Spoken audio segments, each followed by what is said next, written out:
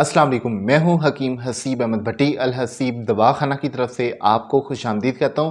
अगर आप मुझसे खुश्की, तेज़ाबियत, एसिडिटी, मैदे की बीमारी के हवाले से इलाज करवाना चाहते हैं तो सबसे पहले मैं आपको इसकी थोड़ी अलामात बता देता हूं। बेसिकली खुश्की, तेज़ाबियत, एसिडिटी ये गंदे मवाद को बोला जाता है। जो गंदे मवाद हमारे मैदे में, हमारी अंतड़ियों में, हमारे दिल में, दिमाग में, जिगर में, गुर्दों में, खून में, खून की वेनों में, तमाम पूरे जिस्म में ये गंदा मवाद रुका होता है। गंदा मवाद अखराज नहीं हो रहा होता है और ये गंदा मवाद खमीर की सूरत में, गैस की सूरत में पूरे जिस्म में फैला होता है। और खुश्की, तेज़ाबियत, एसिडिटी में सबसे पहले इस गंदे मवाद का अखराज किया जाता है। जो दवाई दी जाती है, जो इलाज किया जाता है, बेसिकली ये इस कंडीशन में मरीज़ को पेशाब पखाना आता ज़रूर है, लेकिन वो गंदे मवाद को सही तरह नहीं निकाल रहा होता। जो इलाज किया जाता है, इलाज से पूरे जिस्म की तह में, खून में, वेनों में, पूरे जिस्म में जहाँ भी गंदे मवाद रुके हुए हैं वो नरम होके बॉडी से बाहर रिलीज़ होना शुरू हो जाते हैं। पेशाब और पखाने के ज़रिए जिस्म से गंदे मवाद का अखराज होता है। अब इसमें ये नहीं होता कि मरीज़ को मोशन लगवाए जाते हैं, ऐसा बिल्कुल नहीं होता। मरीज़ को पेशाब पखाना आता ज़रूर है, लेकिन उसके ज़रिए पूरे जिस्म में नरमी पैदा करके उस गंदे मवाद को जिस्म से बाहर निकाला जाता है। बाद दफ़ा मरीज़ की ये कंडीशन ऐसी होती है कि मरीज़ को ना ही गर्म चीज़ माफ़क आती है, ना ठंडी चीज़ माफ़क आती है, ना खुश्क चीज़ माफ़क आती है। जो भी चीज़ खाता है मरीज़ को तल्खी पैदा करती है। ठंडी चीज़ मरीज़ को थोड़ा सुकून दे देती है, गर्म चीज़ माफ़क नहीं आती। खुश्की का वैसे ही मर्ज़ है। तो इस कंडीशन में हम भी गर्म ठंडी चीज़ नहीं देते, बल्कि जिस्म में नरमी पैदा करने वाली दवाई देते हैं। जो दवाई जिस्म में नरमी पैदा करके मैदे अंतड़ियों की सोजिश को उतारती है। दिमाग में, पूरे जिस्म में जहाँ भी गंदा मवाद खुश्क होके जमा पड़ा है, रुका पड़ा है, उस तमाम मवाद को नरमी से तोड़ फोड़ करके बॉडी से बाहर निकालती है। दिमाग की खुश्की को ख़त्म करती है। मैदे की खुश्की, तेज़ाबियत की वजह से होने वाली सोजिश को उतारती है। पूरे जिस्म के पट्टे जो खिंचे होते हैं उन्हें नरम करके बॉडी से बाहर निकालती है। तो इस तरह हम इसका ट्रीटमेंट करते हैं और ये दवाई 100% मरीज़ को माफ़क आती है। ऐसी कंप्लेन नहीं हुई कि दवाई मरीज़ को माफ़क नहीं आती, क्योंकि मैं इस कंडीशन को बहुत डीपली समझता हूँ और अल्हम्दुलिल्लाह जो दवाई दी जाती है मुकम्मल तौर पे परफेक्टली मरीज़ पे असरअंदाज होती है और अच्छे रिज़ल्ट देती है। इसकी मैं थोड़ी आपको मज़ीद अलामात बता देता हूँ। बेसिकली खुश्की, तेज़ाबियत, एसिडिटी में बहुत सारी अलामात होती हैं जो एट अ टाइम मरीज़ के साथ अटैच होती हैं। और ये मसला कहाँ से शुरू होता है? सबसे पहले इसमें 2 पॉइंट होते हैं। नंबर 1, मरीज़ जब कोई भी ग़िज़ा खाता है, वो ग़िज़ा मैदे में पड़ी हुई है और मैदा सुस्त है, ग़िज़ा को अच्छी तरह हज़म नहीं कर रहा और ग़िज़ा मैदे में पड़ी पड़ी बदबू छोड़ जाती है और वहाँ से ये गैस पैदा होती है। अब ये गैस ही बीमारी का सबब है। ठीक है। सेकंड, दूसरे पॉइंट पे ये होता है कि मैदे अंतड़ियों में सोजिश हुई होती है। शदीद खुश्की, तेज़ाबियत, गर्मी की वजह से मैदा अंतड़ियों में सोजिश हो जाती है। जब खाने के बाद इस मुकाम पे पेट में बोझ हो, ऊपर वाले मुकाम पे, तो इससे मुराद है मैदे में सोजिश है। अगर नीचे वाले पूरे पेट में बोझ हो तो इससे मुराद अंतड़ियों में सोजिश है। अगर ऊपर नीचे पूरे पेट में बोझ, दबाव, खाने के बाद बेचैनी, आवाज़ारी, जिस्म सुस्त हो जाना, खाने के बाद पेट भरा भरा महसूस होना, थोड़ा सा भी खाएं ऐसे लगता है जैसे बहुत ज़्यादा खा लिया है। अगर ये वाली कंडीशन हो तो इससे मुराद है मैदे में भी सोजिश है, अंतड़ियों में भी सोजिश है। अब जब मैदे अंतड़ियों में सोजिश होती है, मरीज़ की ग़िज़ा जैसे अंदर मैदे के सोजिशी पर्दों के साथ लगती है तो सोजिश को दबाव पड़ता है। दबाव पड़ने की वजह से खाने के बाद ऐसे हो जाता है जैसे बहुत ज़्यादा खा लिया है, पेट पे बोझ हो जाता है, क्योंकि मैदा स्वेल हुआ होता है। मैदा आम रूटीन में एक मुट्ठी की हालत जैसा होता है, जैसे गुब्बारा होता है, छोटा सा होता है, लेकिन जैसे जैसे उसके अंदर हवा या पानी भरते हैं तो गुब्बारे का हुजम बढ़ जाता है, गुब्बारा फूल जाता है। सिमिलरली मैदा मुट्ठी की तरह होता है। जब इसके अंदर 1 रोटी, 2 रोटी, 3 रोटी आती है, इसका साइज़ बढ़ना शुरू हो जाता है, हुजम में बढ़ जाता है। जैसे जैसे ग़िज़ा हज़म होती है तो मैदा फिर छोटा हो जाता है। तो लेकिन जब सोजिश होती है, मैदे की दीवारें स्वेल होके फुली होती हैं, फिर मैदा यहाँ पे टाइट हो जाता है। यहाँ पे सारी सोजिश होती है और मैदे की जो बढ़ने की लचक होती है ये ख़त्म हुई होती है, जिसकी वजह से जो भी ग़िज़ा खाई जाती है वो अंदर आके दबाव डालती है। अगर आप दबा दबा के रोटी खाते जाएंगे वो उतनी सोजिश प्रेस होती जाएगी, जिससे ये सारी जो पर्दे हैं, सोजिशी पर्दे मुतासर होते हैं और खाने के बाद पेट में बोझ हो जाता है, पेट भारी होना शुरू हो जाता है। अगर सोज़श की कंडीशन में मरीज़ थोड़ा थोड़ा खाए तो ठीक है, जो ही वो रोटी थोड़ी ज़्यादा खाएगा वो ग़िज़ा मैदे में दबाव डालेगी जिससे मरीज़ सुस्त हो जाता है, तो ये वाली कंडीशन होती है। अब जब मैदे में सोज़श होती है तो ग़िज़ा जल्दी हज़म नहीं होती, ग़िज़ा मैदे में ज़्यादा देर तक पड़ी रहती है, अंतड़ियों में पड़ी रहती है, पड़ी पड़ी उसमें बदबू पैदा हो जाती है, गैसें पैदा हो जाती हैं।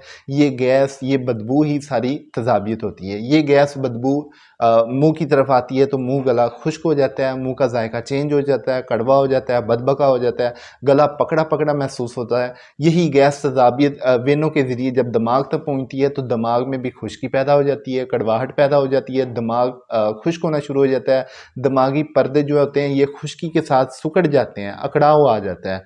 तो यही पट्ठे जब अकड़ते हैं तो हर वक्त सर भारी रहता है, आंखें भारी रहती हैं, ये सर की पिछली साइड हराम मगज़ वाली साइड भारी रहती है और इसी सर भारी होने की वजह से हर वक्त बेचैनी के असरात रहते हैं, आवाज़ारी, टेंशन, परेशानी, डिप्रेशन, गुस्सा, चिड़चिड़ापन, बाद दफ़ा मरीज़ खौफ बहुत महसूस करता है। कोई भी टेंशन की खबर सुन ले तो मरीज़ आवाज़ार हो जाता है और नींद आती नहीं है ठीक, अगर नींद आती है तो ख्वाब ख्याल आते हैं और सुबह मरीज़ जब उठता है तो यूँ होता है जैसे जिस्म सुन्न हुआ होता है, जिस्म में जान नहीं है, आंखें खुली हैं, बाकी जिस्म जैसे बेजान पड़ा हुआ है। इस कंडीशन में सुस्ती जाती नहीं है और नींद आती नहीं है। अब यही गैस तदाबीर पूरे जिस्म में फैलती है, पूरे जिस्म में खुश्की के असरात बढ़ते हैं। खुश्की के असरात बढ़ने की वजह से जिस्म के पट्टे मज़ीद खुश्क होके टाइट हो जाते हैं। जैसे ये गर्दन कंधों में खंचाव रहता है, बाजुओं में, टांगों में पूरा जिस्म खिंचा हुआ, थका हुआ, अकड़ा हुआ महसूस होता है। यही गैस गुर्दों में भी दबाव डालती है, पूरे पेट में, दिल पे भी बोझ डाल देती है, छाती पे भी बोझ डाल देती है। बाद दफ़ा अगर ये गैस जहरीली हो जाए तो ये गैस चुभती है, चुभने की वजह से जिस्म के मुख्तलिफ मुकामों में जलन का एहसास होता है, तो ये वाली कंडीशन होती है। अब यही गैस तज़ाबित हमारे खून में भी शामिल होती है और खून में जब ये खाई हुई गलत ग़िज़ा का असरात जाते हैं तो खून में भी ख़मीर पैदा हो जाता है जिसकी वजह से खून में भी गैस पैदा होती है। अब जब खून के अंदर गैस पैदा होती है तो खून गाढ़ा होना शुरू हो जाता है जिससे खून की सर्कुलेशन बहुत मुतासर होती है। गाढ़ा खून बॉडी में स्लो स्लो मूव करता है जिसकी वजह से जिस्म के सबसे आखिर वाले मुकाम वहाँ पे खून नहीं पहुँच पाता और जिस्म के सबसे आखिर वाले मुकाम हाथ हैं, पाँव हैं या सर की ऊपर वाली साइड है, ये दिल से सबसे आखिर वाले मुकाम है। दिल पंप करता है लेकिन दिल के करीब जो भी मुकामात हैं, अज़ा हैं, वहाँ पे खून की सर्कुलेशन होती है। जो जिस्म से सबसे दूर हैं वहाँ पे खून की सर्कुलेशन नहीं होती, वहाँ पे हमेशा गैस का ठहराव होता है। हाथ पाँव सूखना शुरू हो जाते हैं, हाथ पाँव सो जाते हैं, हाथ पाँव सुन्न होना शुरू हो जाते हैं, हाथ पाँव में जलन भी होती है यही गैस चुभने की वजह से। इस कंडीशन में मरीज़ का ब्लड प्रेशर लो भी हो जाता है और हाई भी हो जाता है, लेकिन बवजह गैस होता है, गैस की वजह से होता है। अब यही गैस जब पेट के अंदर रुकती है तो पखाने को खुश्क कर देती है क्योंकि गैस एक खुश्क चीज़ है। पखाना खुश्क होता है, कब्ज़ हो जाती है और अगर मरीज़ को मोशन आता है तो उस गैस के प्रेशर की वजह से मोशन की हाजत होती है, लेकिन पखाना टूट टूट के आता है और साथ में गैस भी खारिज होती है। अब यही गैस जब खून के अंदर ठहरती है, खून में गंदे मवाद पैदा होना शुरू हो जाते हैं और जब खून गाढ़ा होता है, खून में हर तरह की बीमारी पैदा होनी शुरू हो जाती है जिसमें बवासीर है, शुगर है, हेपेटाइटिस है, ब्लड प्रेशर है, यूरिक एसिड है, कोलेस्ट्रोल है। इसके अलावा जो भी तेज़ाबी अलामात हैं वो इसी खून से पैदा होती हैं। दिल के वाल का मसला बन जाता है, दिल का प्रॉब्लम हो जाता है, हार्ट अटैक का सबब बनता है। ये तमाम अलामात या इनमें से चंद अलामात ये तज़ाबियत का मरीज़ महसूस करता है। अगर तो मसला नया नया है तो चंद अलामात महसूस करेगा, अगर मसला बहुत ज़्यादा पुराना है तो मरीज़ बहुत सारी और भी अलामात महसूस कर सकता है। लेकिन जब बात की जाए खुश्की तज़ाबियत एसिडिटी के इलाज की तो इलाज में हमने सबसे पहले उस गंदे मवाद को जिस्म से बाहर निकालना है।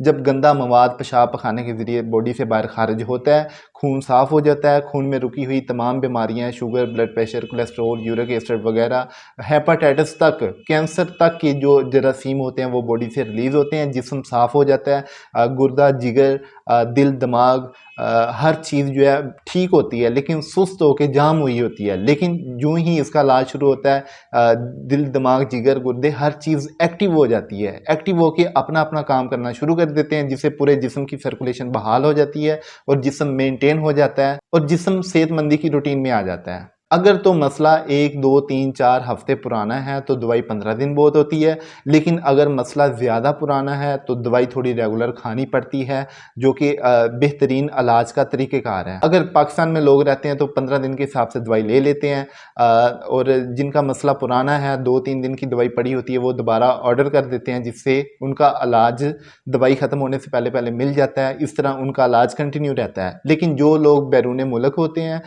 वो उन्हें चाहिए कि थोड़ा मुसलसल दवाई लें या मंगवा लें, ताकि मुकम्मल तौर पे उनका इलाज जारी रहे और मुकम्मल तौर पे वो सेहतियाब हों। अब दवाई मंगवाने का तरीक़ाकार ये है, बेसिकली मैं हर मरीज़ से बात नहीं कर सकता, लेकिन हर मरीज़ का नुस्खा मैं ही तजवीज़ करता हूँ। यही मेरा नंबर है 0305 47 76 991 03054776 इसी नंबर पे व्हाट्सएप है। व्हाट्सएप पे आप रब्ता करते हैं, आप अपनी बीमारी का हवाला देते हैं, मेरा असिस्टेंट वो आपको मुकम्मल तौर पे गाइड करेगा। वो चंद अलामात आपसे पूछेगा, जिसमें ब्लड प्रेशर है, शुगर है, आपकी उम्र, आपका नाम, रिहाइश, एड्रेस, और इसके अलावा कब्ज़ है या मोशन लगे हुए हैं, हाथ पाँव में जलन होती है या ठंडे होते हैं, पेशाब पखाने के साथ जलन होती है या नॉर्मल है। सिर्फ़ ये अलामात पूछेगा, बाकी इंशाल्लाह मैं अल्हम्दुलिल्लाह अपने तजर्बे से आपकी पूरी बॉडी को समझ जाऊँगा और आपका नुस्खा मैं ही तजवीज़ करूँगा, लेकिन बात मेरा असिस्टेंट आपसे करेगा, जो कि खुद एक अच्छे हर्बलिस्ट हैं, हकीम तैयब ताहर, हकीम नासिर अली। तो इंशाल्लाह ये आपसे रब्ता करेंगे।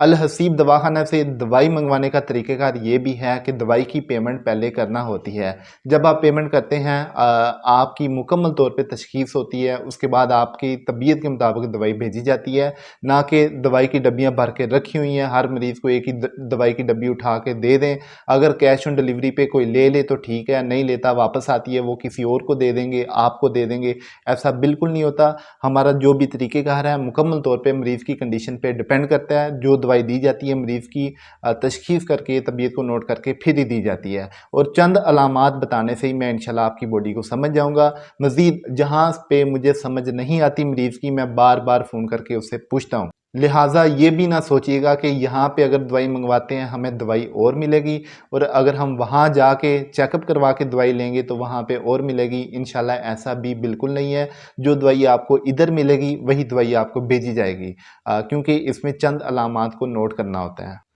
तो अपना बहुत सारा ख्याल रखिएगा। सो टेक इट, अल्लाह हाफ़िज़।